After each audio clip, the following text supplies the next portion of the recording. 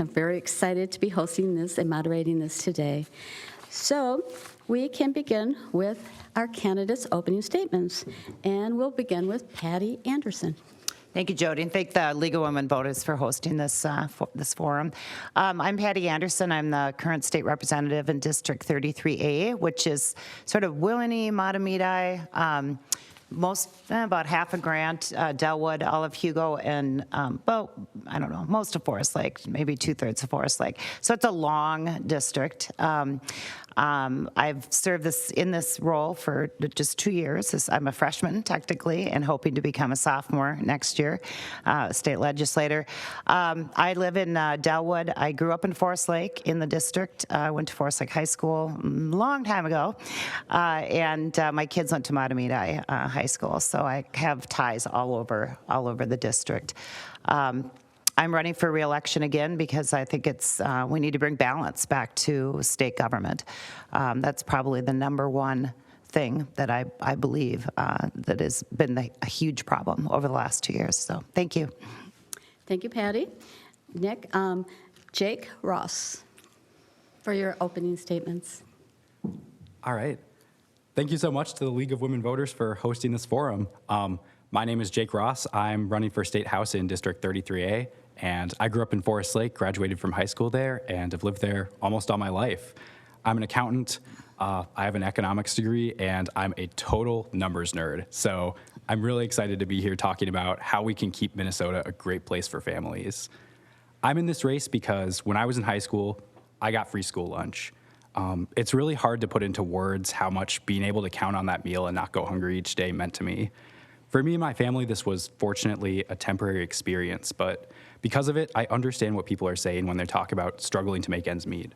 The cost of essentials like groceries, gas, healthcare, childcare are through the roof, and I'm really excited to be here talking about solutions to those economic problems facing Minnesota families. Thank you, Jake. And next, Josiah Hill. Well, I want to thank you, Jody and Lori and the rest of the League of Women Voters team for putting on this forum. I think this is important work. I also want to take an opportunity to thank Representative Anderson, Mr. Ross, for being here to share more about who they are and what their priorities are as we lean into this very important election. My name is Josiah Hill. I live in Stillwater, where I grew up. I teach in what happens to be my dream job. I teach at my alma mater. I'm a high school English teacher. And why I'm running, and we'll get an opportunity to say more about that as we move through our time together here, is Emily, my wife, and I have 3 daughters. They are 13, they are 9, they are 8. I serve currently 175 students. They're my why. And I look forward to the opportunity to sharing more about how that connects with the issues of the day. Thank you, Josiah. And District 33B, Jessica Johnson is not able to be here today, but she has her statement, and I will read that for her. Thank you to the League of Women Voters for hosting this important forum. I regret that I'm unable to attend tonight due to a prior commitment made in May of this year. However, I want to take this opportunity to briefly introduce myself and share my vision for our community. I am running for the Minnesota House because I believe our district deserves a representative who will prioritize fiscal responsibility, transparency, and the efficiency use of our hard-earned tax dollars. I'm committed to supporting essential services like education, environmental protection, first responders, and infrastructure, while ensuring that government remains limited and focused on the needs of the people. While I am unable to be here tonight, I encourage you to reach out with any questions or concerns. My contact information can be found on my website, jessica4mhouse.com, and I am here to listen and serve you. Thank you for your time, and I look forward to continuing this conversation throughout the campaign. And that is Jessica Johnson for District 33B. And now we will begin the other questions.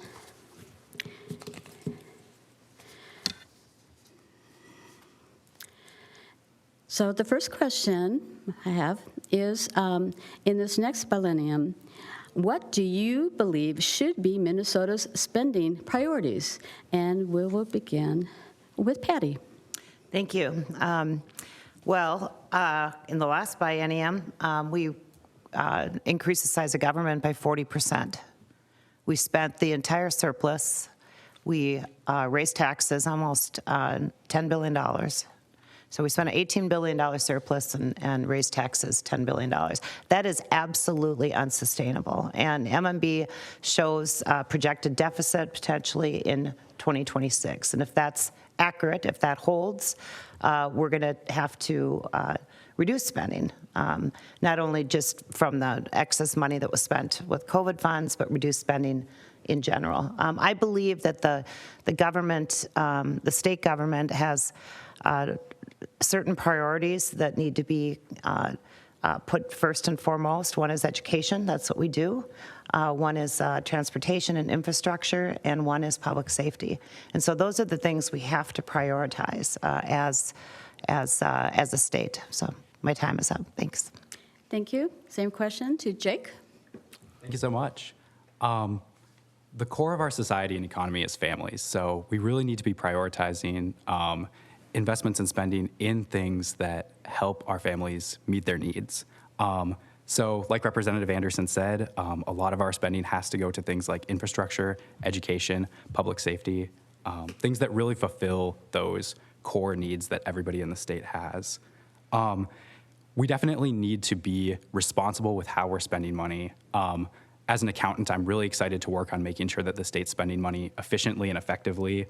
But it also needs to be said that a lot of the spending that's been going on that some people point out is a 40% increase in the size of government actually refers to programs like paid family leave, increased funding for local school districts and law enforcement, and things like repairing our roads and infrastructure.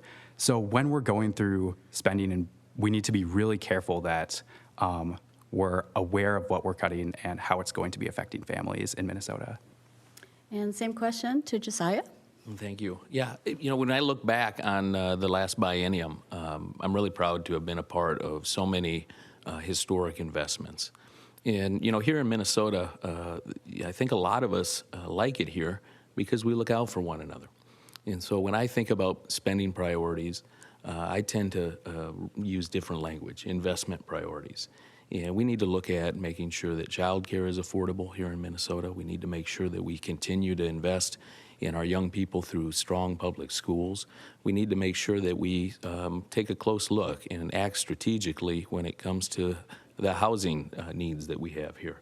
Folks can't get into the housing market, and seniors who want to downsize, there's no inventory. So we need to make sure that we're building the right kind of homes that people are seeking but don't have access to. Lastly, I would say first responders. We had another tragic shooting this week. We're going to continue to talk about that as the forum continues, but we need to make sure that our first responders have the tools and the staff they need to be effective. Thank you very much. Next question. The 2024 legislative session adjourned without passing a bonding bill. What are your thoughts on the impact of this, and what would you do to ensure a bonding bill passes in 2026? And we'll start with Josiah. No, thank you for the opportunity. I was so proud to have voted in favor of the bonding bill, and it was passed off the House floor with support across the aisle from several of our Republican friends. It did not pass in the Senate due to the chaotic theater that unfolded at the end of session after months of filibustering. And so as we continue to take a look at that, working with Chair Lee in the Capital Investment Committee, we will continue to do everything we need to do to make sure these critical investments take place and they trickle down to the communities that need them. I'm so proud of the work that we did in 2023 after a 2022 session ended without a bonding bill, and the investments made here in local communities, our parks in Stillwater, stormwater management up in Forest Lake, the Heritage Center in Scandia, and we will continue to make sure our communities are included when we make those strategic investments in our state. Question to Jake. Thank you so much.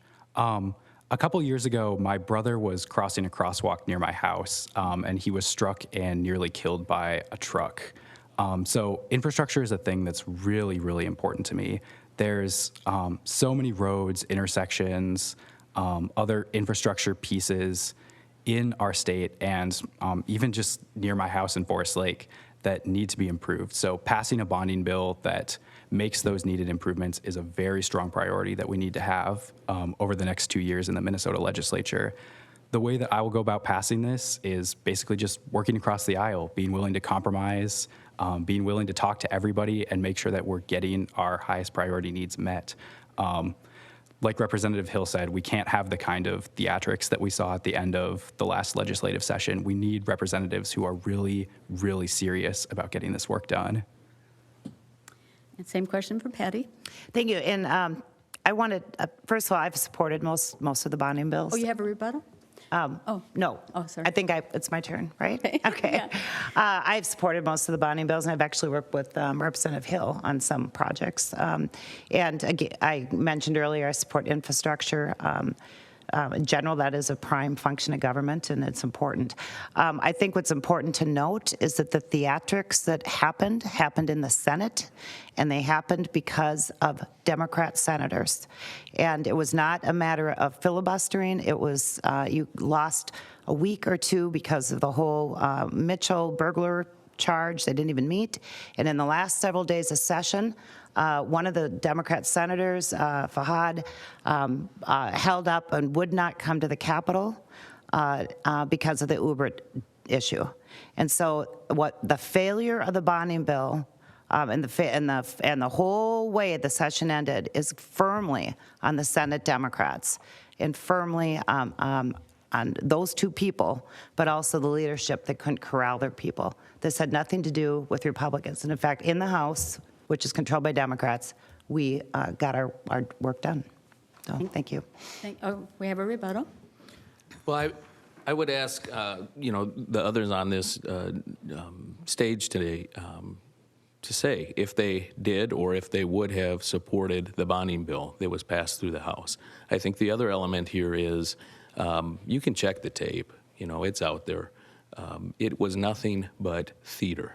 And what we need is leadership that is serious, that is calm, that is ready to listen, and ready to act on behalf of the constituents they serve. Not a lot of shouting and talking about the price of their favorite hamburger for 8 hours. Thank you. Our next question, many people are concerned with gun violence in our communities. What legislation, if any, would you support to meet the need for safe communities? And we'll begin with Jake on that one. Thank you so much for that question. This is a really, really, really important problem to address. We have to deal with the amount of gun violence there is, and so I would say I will support legislation to make sure that while we need to protect our Second Amendment right, and we need to make sure that lawful people who have guns for lawful reasons like hunting, self-defense, are always able to get them and keep their guns. We also need to keep guns out of the hands of criminals. We need to make sure that people who would hurt themselves or others, we need to make sure that we're reducing those people's access to guns. So I support things like red flag laws, like expanding safe storage requirements, making sure that police are notified when weapons go missing or are stolen. And we need to make sure that we are catching and harshly penalizing people who get guns illegally. Patti? I think I somewhat agree in a way with Jake on this in the sense, but where I don't agree is that some of these laws that were proposed that didn't pass, like some, and the whole idea of safe storage and et cetera, those criminals don't store their guns safely. The problem with gun violence in this country is that criminals are using guns to commit crimes and are not being locked up because prosecutors are not prosecuting and they're not giving them jail time. And that is a huge problem. Now, the gun violence is committed by the same people over and over and over in this country. And if we need that to stop. And the only way that's going to happen is if our prosecutors, we have mandatory minimums, and our prosecutors actually do their jobs. Rather than going after law-abiding citizens and gun owners for blanket things with guns, we need to focus on the criminals, because that is where the gun violence exists. Thank you. Josiah? Thank you for the question. This is an important topic in our home, in my workplace, and I do agree to a point with Representative Anderson on the need to enforce the laws we have in place and to continue to find ways to do that right, do that strategically, and do that consistently. But the real problem in this country isn't that we aren't prosecuting violent offenders. The real problem is the ability for anyone, including a 14-year-old child, to access a weapon that was well beyond the framers' understanding of the level of sophistication of these weapons. And so what we need to do is be strategic, be balanced, and what I tell my voters is, you haven't seen us do anything to take one weapon away from you. What we've done is to put red flag laws in place, proud of that legislation. What we've done is to do work on background checks. And lastly, to end straw purchases by punishing offenders. Thank you. Next question. What role should the legislature play? Oh, I apologize, Jake. Go ahead. I just want to add that I also do agree with a lot of what Representative Anderson is suggesting here. We do need to make sure, like Representative Hill said, that we are consistently catching and punishing offenders who do commit violent crimes with guns.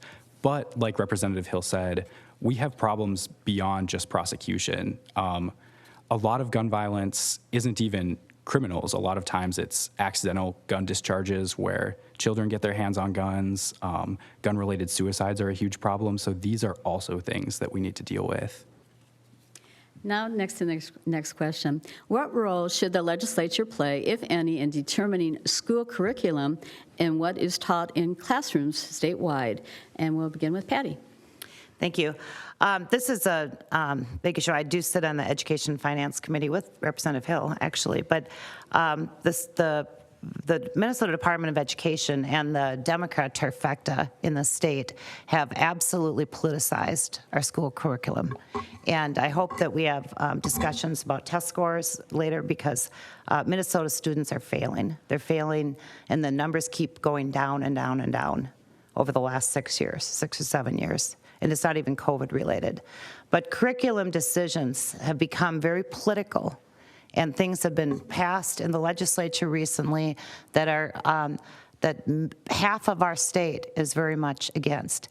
We have independent school districts for a reason, and we should allow our school boards and our school districts to make some decisions about some of these things, because not everyone is the same, and not every group of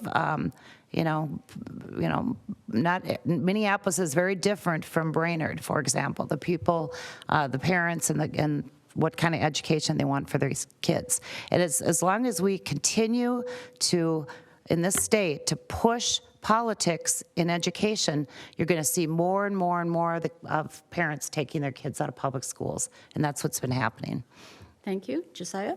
Well, I appreciate the question. As a 25-year veteran of public school classrooms, I think as we look at the standards that we present to students here in Minnesota, those who examine them are going to find very little politicization.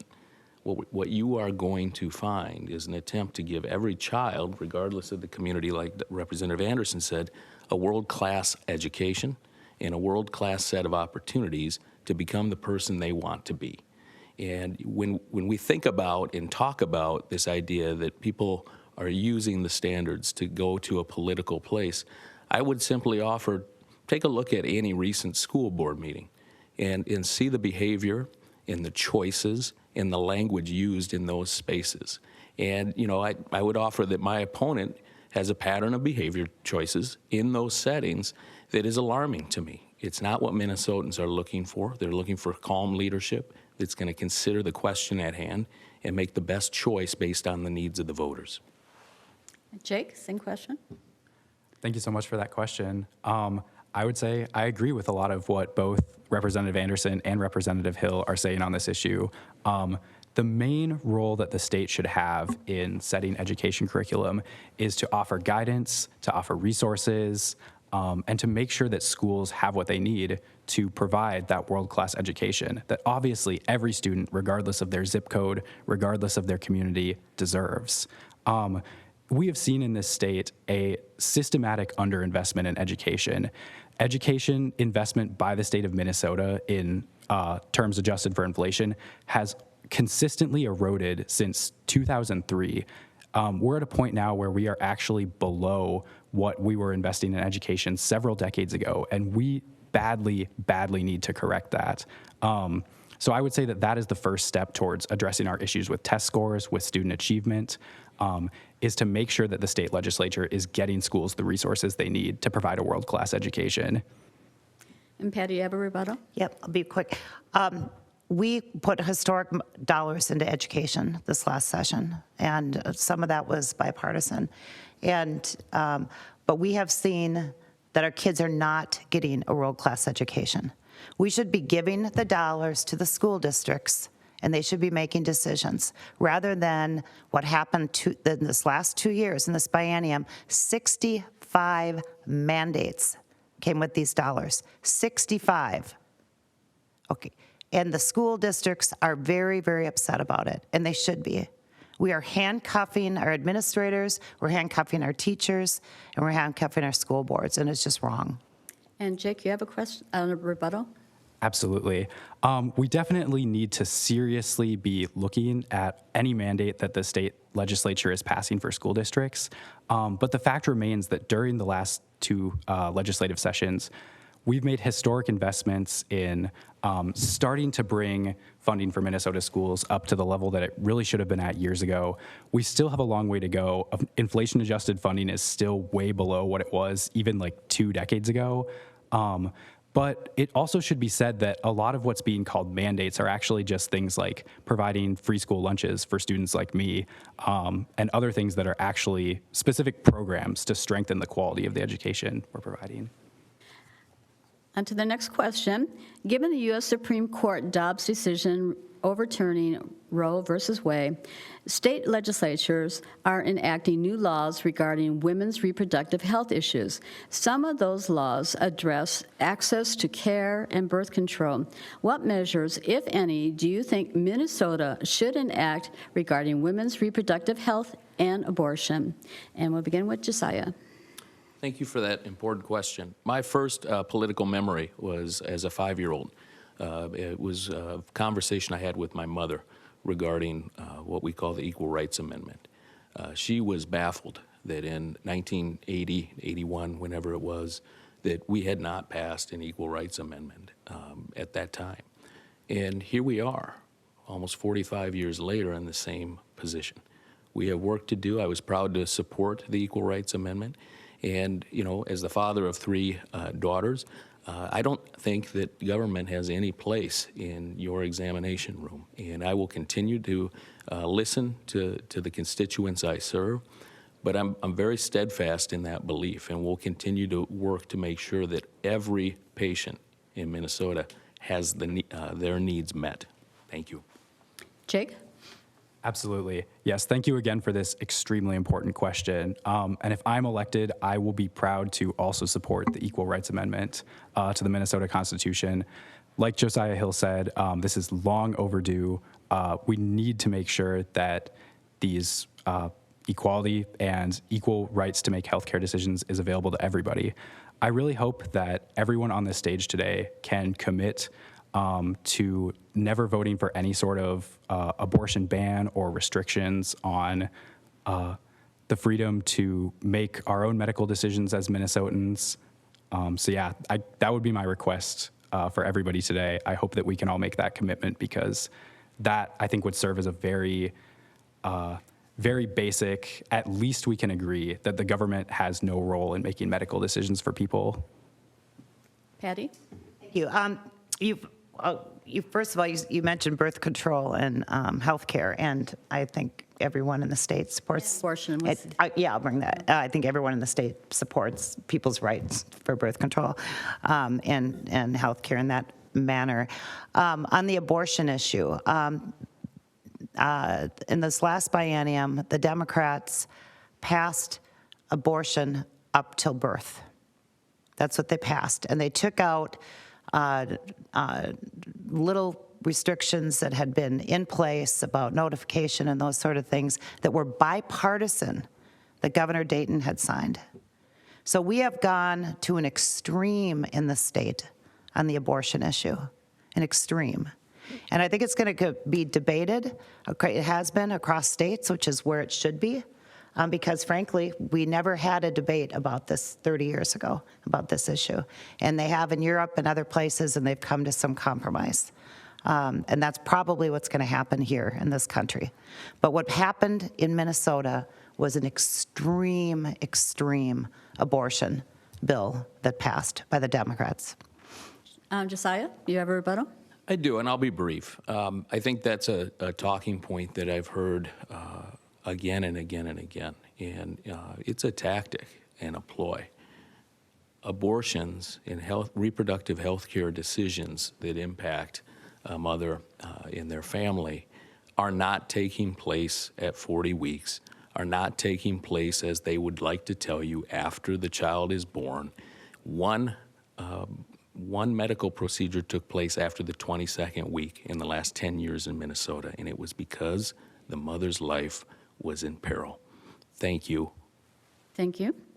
Our next question, as a member of the House of Representatives, what measures, if any, would you support to reinforce or ensure voter confidence in our elections? And we'll begin with Jake.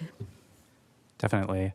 Voter confidence in our elections is one of the core things that the government is responsible for. I would say that we need to be open to compromises on this, because the best way to make sure that people have trust in their elections is to make all our efforts bipartisan, make sure that that everybody is at the table when these kinds of measures are being debated. That's the only way we're going to allow voters to have the trust that these things are being done in good faith, that these measures are really intended to increase the security of our elections. So I'm open to a lot of different solutions. Thank you. Patti?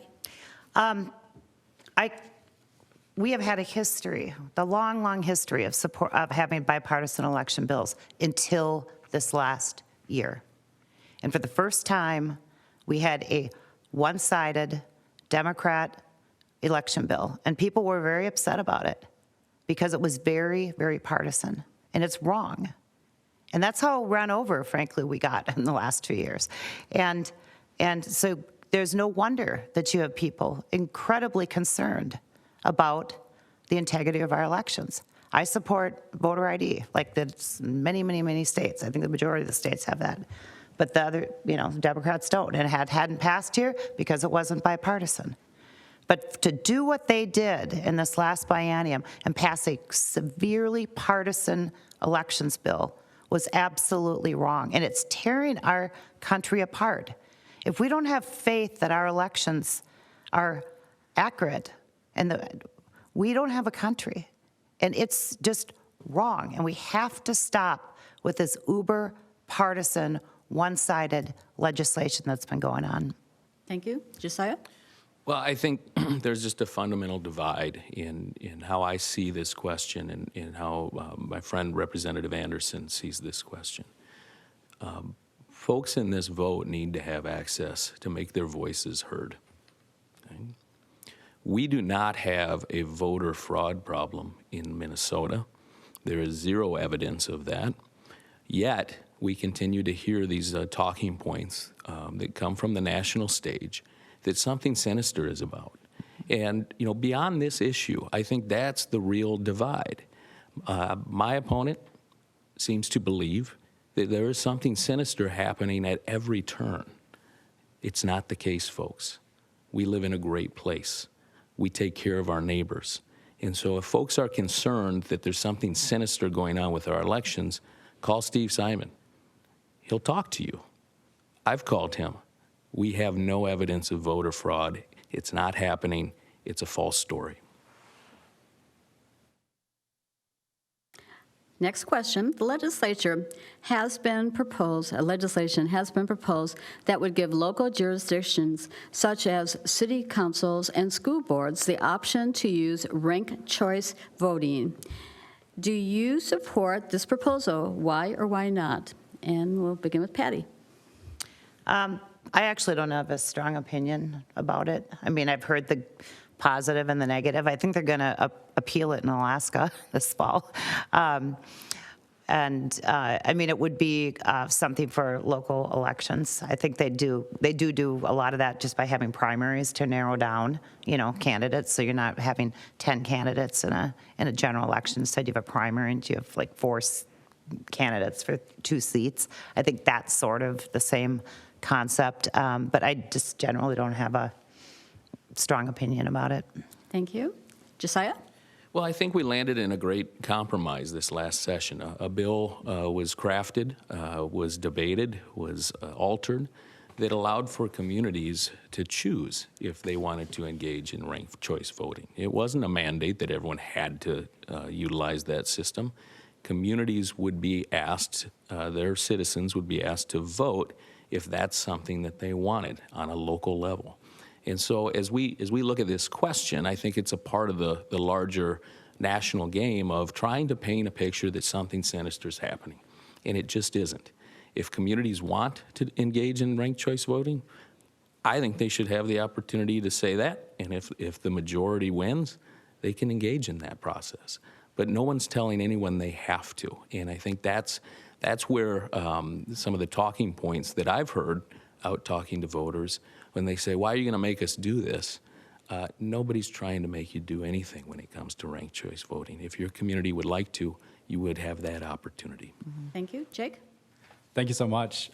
This is actually an issue that I can get very nerdy about. I talk about this a lot with other people who can also get very nerdy about it. Our entire country was founded on the principle that people should have a voice in the governing decisions that are made on their behalf. Figuring out how we can do that best is the very, very core of the political system. So I think local communities should absolutely be free to experiment with ranked choice voting or other systems of voting as they so choose. Obviously, we've seen from the political polarization, particularly at the national level, that our current system of voting has some issues. It has some good aspects. It definitely does give people something of a voice in political decisions, but it also creates a lot of perverse incentives. Ranked choice voting obviously has its own positives and negatives, but as do many other systems of voting, I'm personally a fan of something called approval voting, and I think that we should be able to experiment with lots of systems and see what works. Thank you. Next question. How do you plan to engage with or represent all members of your district at the state legislature? And we'll begin with Josiah. Appreciate the question. This is an important part of why I ran in the first place. There were times over the last couple decades where I did not feel like I had authentic access to the lawmakers that represented my communities. And so this is something I take very seriously. Folks are welcome to reach out. My number's out there, my email's out there, anytime. And I love nothing more than to sit and listen deeply to the constituents that I'm so honored to serve. I think that that's something that there's a real desire for, a thirst for in our communities, that somebody will listen. There's so much noise. It's a presidential election year. You can count on the fact that there will be some of that noise. But how much of it makes sense? How much of it is needed? And how much of it is going to really impact how people are thinking? Or is it going to play on their emotions? So I would love nothing more than to hear from my constituents on the issues that are important to them. Thank you. Patti? I think this goes to a bigger question of what happened, in the last 2 years. We half of our, or 49.5% of the state had absolutely no voice up at the Capitol. None. Because what was passed almost exclusively through the legislature these last 2 years was single-sided, was one party rule. And so half of this state was disenfranchised. So it isn't even just a matter of talking to your own legislator, it's a matter of being able to talk to the government, period. Because we had the half of us in this state had no voice, or that wasn't heard. And that's just wrong. And that's why we have to bring balance back to the state of Minnesota. We have to have that. We have a significantly better policy that gets passed when we have balance. And otherwise, you have the situation like we have now, which in my opinion is a big mess. So. And the question was, how do you plan to engage with or represent all members in your district at the state representative? I have been very, I go to council meetings, I go to school board meetings, I talk to constituents all over the district. I meet with anyone that wants to meet with me. I don't have a closed door like some of the folks on the other side of the aisle did. I heard constant complaints about that. And I'm not saying Josiah, I'm just saying in general, okay.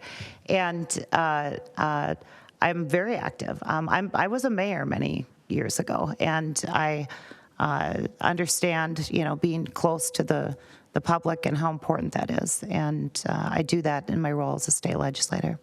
And Jake, same question. Absolutely. Listening to our constituents is the biggest part of our job. I'm out almost every day door knocking. Last week, I believe we knocked over 400 doors, including over 300 that was me personally. Like Representative Hill, anyone who wants to talk to me can. My number's out there, my email's out there. Please, if you're watching this and you'd like to ask me a question, feel free to reach out. I also absolutely promise, if I'm an elected representative, to meet with everybody who wants to meet with me. I agree with Representative Anderson that nobody should be having a closed door policy. Anyone in the community who wants to express concerns or who wants to say anything at all to us should absolutely have that access. So if I'm elected, I'll be proud to listen to everyone in the district who has anything at all to say. Next question. If elected, what committee assignments will you seek and why? And we'll begin with Jake. Definitely. I will seek, and honestly, I have not fully thought through this yet, but 2 committee assignments that I would be very inclined to seek are energy policy and economic policy. These are 2 things that are really important to me. They're really core to the functioning of our state and to making sure that families have what they need to thrive in any economy, and that also making sure that our essential services like utilities and other things that people rely on that those are always reliable, and that those are always well managed. Those are 2 things that are really important to me. Josiah? Yeah, I thank you for the question. It's one of my fundamental beliefs that the core engine for our economy here in Minnesota and in this country is the middle class.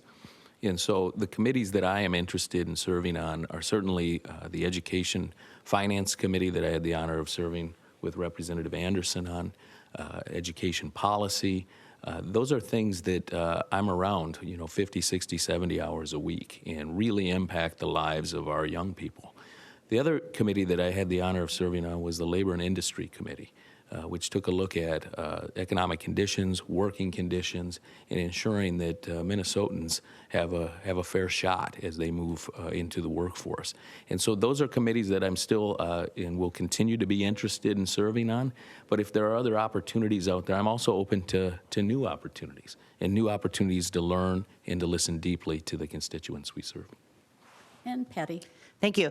I'm a business person. I have been And I'm on the tax committee. That was my number one choice originally is taxes, because I also served as a state auditor a while ago, back when Republicans were in statewide offices. And it's really important to me, the financial aspects of what's happening with the city or with the state. I'm also on education finance with Josiah. That was really interesting and super, super, super important, because I think that's the number one thing that we do at the state is the education dollars that we send to the local districts. But I'm also on the Legislative Audit Commission, and so I have, and I'm the chair as a Republican. I am the chair of the subcommittee on the Audit Practice Division, and I was named that by my Democrat colleagues. We have seen huge fraud in the state, and it is really, really important that we get to the bottom of it and that we stop it. And so I think my focus will probably remain very similar. Thanks. All right, we're getting down to the couple final questions here. So, do you support the adoption of a statewide ballot question to add the Equal Rights Amendment into the Minnesota State Constitution? And we'll begin with Josiah on that. I do, absolutely I do. I think putting a ballot measure out there for voters to decide should be something that nobody fears. And, you know, as I continue to hear the rhetoric around this question, as I continue to hear the emotional ploys that are used surrounding this issue, it's a ballot measure. The voters will have an opportunity to decide, and I absolutely support putting it out there. Jake? I agree. I absolutely support this. When the Supreme Court decided Dobbs, they specifically said, now we hand this issue over to the states. Representative Anderson has also said this is an issue that states should have an opportunity to debate and decide on. Like Representative Hill said, the voters should decide. They should have the opportunity to look at this amendment and to see if they want to add it to our Constitution. Patti? The ERA, if it was a pure ERA, which I would support that, and I think most Republicans would support that. And frankly, it's, you know, as a woman, I've always felt that I have equal rights, and I have fought him. You know, we're stronger than men, frankly, as women. That's my opinion. But that's not what was drafted by the Democrat trifecta. They drafted and they politicized a women's rights issue, an equality of women's rights. And so we don't know what's going to come out of the next legislative session, what the language is going to be, whether they're going to include issues like abortion, trans rights. That's what they did with the ERA. And that's just wrong. And I think in the state that we would very much unanimously just about support an ERA, equal rights for women, amendment if it went on the ballot. And Josiah, you have a rebuttal? Yeah, I appreciate the opportunity. If we all agreed that an equal rights amendment should be in our Constitution, it would have been 40 or more years ago. And so this idea, this pivot that we continue to hear about is something that voters need to be aware of. The communities that helped to raise me, I am so honored to be able to serve at the state capitol as their representative these past 2 years. And what voters are telling me is that this is important to them and that it should have happened a long time ago. I have a question. Can I? Oh, go ahead. Since we're going to I run didn't out of see these that. anyway. Because I think this is really important, especially as a woman, okay, and a woman who grew up with parents. I had both parents are working professionals. I'm the oldest of 5 kids. I have a bunch of brothers below me, and I always thought that I was, you know, I never had felt that there was any negative to being a female, and I'm 58 years old. I never thought that I was different or I didn't have the same rights. I've never faced discrimination in my businesses and my workplace, and I employ over 100 women in my business. And I absolutely agree that we should have had that. It probably should have passed 40 years ago. But frankly, from a policy standpoint, we've had the same. Can I use my third one? This is important. So we have had the same. Women have had equal rights throughout this time frame, even though it's not enshrined in our Constitution. But the Democrats have attempted to politicize this by adding other issues, and that is just wrong. And as a League of Women Voters, I would hope that you look at that and see that and ask for a clean ERA amendment to come out of the next legislative session. And Jake, you had a rebuttal? Absolutely. Looks like this is the last rebuttal. I absolutely think this is extremely important to remember that when the Supreme Court decided that people would no longer have a constitutional right to, that women would no longer have the constitutional right to an abortion, they specifically said, we return this issue to the states. We've heard over and over again that people in the states will have the right to decide directly whether they want to protect people's right to choose with their state laws in their state constitution. Now we need to do that. Another question. Do you support limited or unlimited debate of a bill on the House floor? Yes or no? Either way. So let's, Patti. Huh? It's just a yes or no, right? Oh, Yes or no? I'm sorry. Yeah, it's yes or no. Do we support? Oh, I was saying, do you support limited or unlimited debate of a bill on the House floor? And Limited yes or no but and why? long. How's that? Okay. Can I answer it that way? You can answer however you'd like. Okay. Yes. That's my answer. Okay. Limited but long, yeah. Josiah? I like Representative Anderson's answer. Limited but relevant is what I would say, or excuse me. And Jake? I agree too. Limited, but if we're all choosing words, I guess thorough. We need to make sure that Okay, we have one more final question here before your closing statements. The state legislature has constitutional responsibility for redistricting Minnesota's congressional districts, as well as the Minnesota Senate and House districts, and districts for the Metropolitan Council. However, for the past 140 years, the legislature has failed to redraw the state's maps, relying on the court intervention instead. Do you support the establishment of an independent citizens commission to replace the current process of redistricting? Yes or no, and why? Jake? yes, redistricting should be done through an unbiased process. It shouldn't be subject to political games and gerrymandering.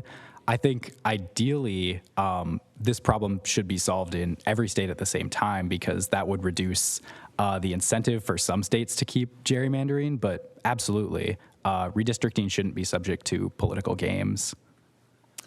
Patti? Frankly, besides the fact that we're wasting a lot of time and money, the current way it's happened has been probably the best scenario, because the courts have drawn it, and I think people accept the court's answer. I think if you had an independent redistricting commission, people would think it's not independent. Who's on the redistricting commission? I trust, even though every one of those judges has been appointed by Democrat governors, I trust the Supreme Court more. So I wish there was a way that we could just tighten it up and say, you know, you submit this, your side, the other side submits their plan, and it goes right to the court, rather than spending a year and having this all be last minute. So.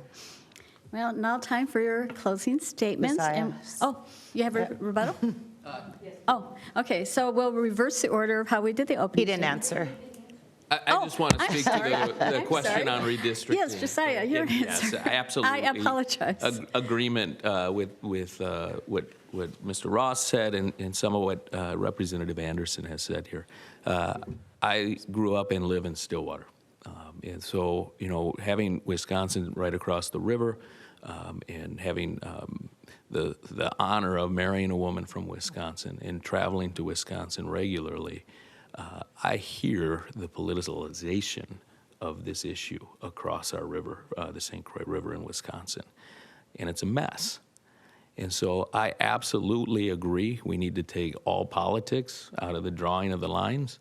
I think that this idea that the party that holds the gavels suddenly has an opportunity to use them for their own gain, as opposed to listening to the voters and making sure that everybody feels represented at our state capitol.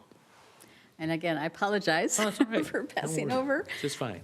So now to the closing statements, and we'll reverse the order. So I think, Josiah, you were the last one in the opening statement, so you have 1 minute for your closing statement. Wonderful. Well, I want to thank you again for the opportunity, and to the league, thank you for putting this event on.